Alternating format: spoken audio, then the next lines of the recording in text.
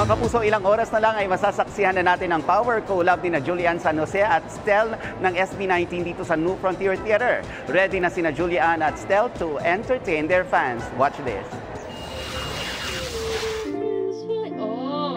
Ang pagsasani puwersa sa concert stage ng powerhouse talents na sina Julian San Jose at Stel ng SB19 nagsimula raw sa kansyawan ng dalawang coaches sa The Voice. Nag-start kasi ito actually nung The Voice Generations Tapos nagkaroon ng isang part doon na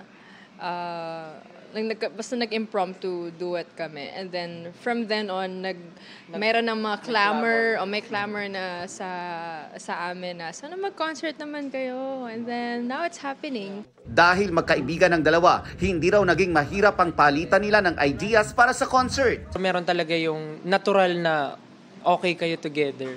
So medyo for me, hindi ako nahirapan mag-adjust kay Julie kasi si Julie magaling rin mag-adjust sa mga tao sa paligid niya. So madaling kasama.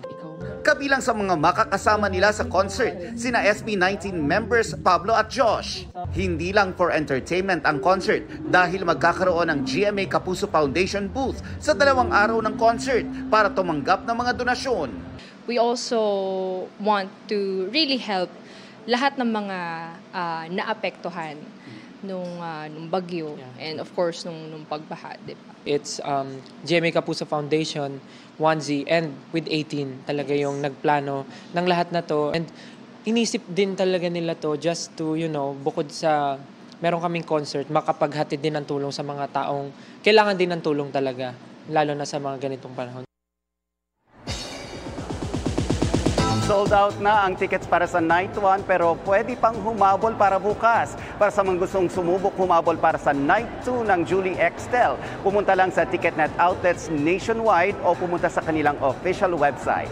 Mga kapuso, maging updated sa showbiz happenings anumang oras. Mag-subscribe sa GMA Integrated News sa YouTube. At para sa mga kapuso abroad, bisitahin ang GMA Pinoy TV at www.gmanews.tv.